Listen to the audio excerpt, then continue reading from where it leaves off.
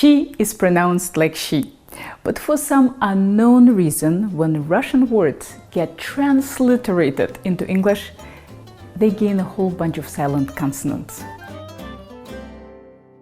Shchi is a Russian cabbage soup. The two main types are regular shchi made with fresh cabbage and sour shchi made with sauerkraut. Mine is the middle ground shchi because I use both fresh cabbage and sauerkraut. Shchi is normally made with a very rich meat stock, but you could easily turn the soup vegetarian by using beans and their cooking liquid. I like to make my stock the day ahead. This makes it a lot easier to degrease. I also like to use a pressure cooker to speed it up, but you can certainly use a regular pot. The only meat requirement for the soup is that it contains a lot of bone and connective tissue. That's what will give our stock that gelatinous richness. If you're using beef, you could use shin bones or short ribs. If you're using pork, you could use some combination of the shanks, shoulder, and neck. For this video, I used 2 pork shanks, this is what they look like, and a few neck bones. This was the first time I saw neck bones in my store, so I wanted to try them.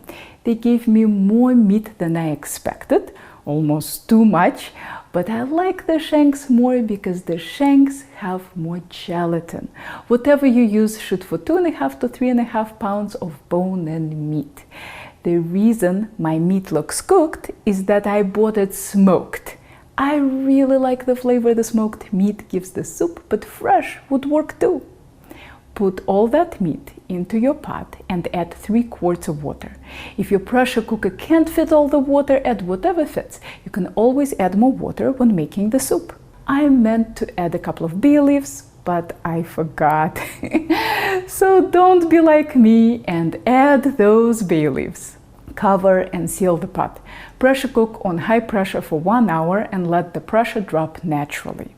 If you're using a regular pot, add an extra quart of water to account for evaporation and simmer very gently uncovered for 3 hours. The goal here is to get the meat to the fork tender consistency. Like this. It should feel like pulled pork. Remove the meat onto a plate. Skim some of the impurities from your stock, but don't drive yourself crazy, and shred the meat, discarding the bones and the skin. Cool your stock and meat to room temperature and refrigerate overnight. Just make sure to cover your plate with the meat so that it doesn't dry out. The heart and soul of my Eastern European soups is the sofrito. That's what gives them so much flavor. It starts with shredded carrots. A whole pound of them! I know it seems excessive, but it gives the soup wonderful sweetness. We'll also need 2 diced onions and 4 minced garlic cloves. Set a large skillet over medium heat. Add 2 tablespoons of olive oil and wait for it to get hot. Olive oil is not authentic, of course. I should be using sunflower oil, but I didn't have any on hand. I cheat and make my Russian dishes with olive oil, and so far no one has died. When the oil is hot, add the carrots and a generous pinch of salt. Stir, cover, and cook until the bottom browns. This will take about 7 to 10 minutes, but you want to keep an eye on it so that your carrots don't burn. When the carrots are brown, give them a stir and cook uncovered until completely tender. This will only take a couple of minutes. Get the carrots out of the pan and add a couple of tablespoons of butter or more oil, the onions and salt, and do the same thing we did with the carrots. Cover until the onions start to get tender, 7 to 10 minutes, then uncover and cook until they are translucent and golden brown, another 10 minutes or so. The reason we cook the onions and the carrots separately is that they require a different amount of heat and time. Once your onions are done, return the carrots back to the pan. Add the garlic and cook on moderate heat until it gets very aromatic, just a few minutes. Then add 2 cups of chopped canned tomatoes and cook until all the moisture evaporates. When it looks nice and thick, taste and adjust for salt. Degrease your stock. Put it into an 8-quart pot and bring to a simmer. While the stock is warming up, peel and dice about 4 potatoes. I'm using Red Bliss, but you can use any boiling variety that holds its shape well after cooking. Add the potatoes to the stock and check it for salt. Mine doesn't need any because I use smoked pork, which is very salty.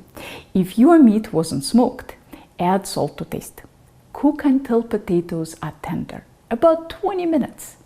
It's important for the potatoes to be done before we add the sauerkraut, since the acidity will keep them firm a lot longer.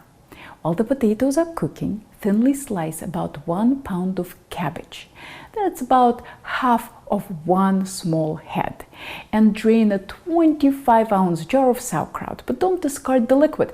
We can use it to adjust the seasoning of the soup. When the potatoes feel completely tender, add the cabbage, sauerkraut, and the meat. If you find that shredding the meat didn't break it up into small enough pieces, you could chop it a little before adding it to the soup. Add another quart of water and simmer very gently until the cabbage is almost tender, about 15 minutes. Stir in the sofrito, taste, and add the sauerkraut brine to taste depending on how salty and acidic you want the soup to be. Today I didn't feel like I needed any, but when I use a combination of smoked and fresh pork, I usually add some. I finally remembered those bay leaves. Well, better late than never. People always ask me, what's the point of those bay leaves? I mean, no one eats them.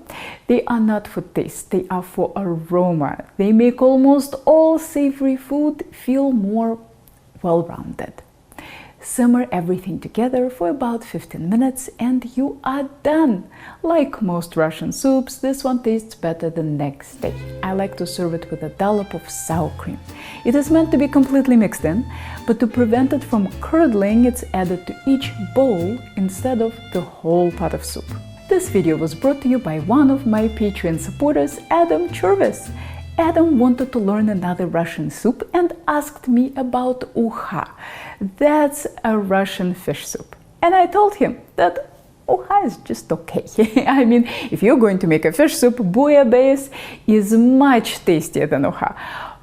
But when it comes to cabbage soups, she reigns supreme. It's the tastiest cabbage soup I know. So Adam, thanks for the inspiration, and I hope you give this soup a shot.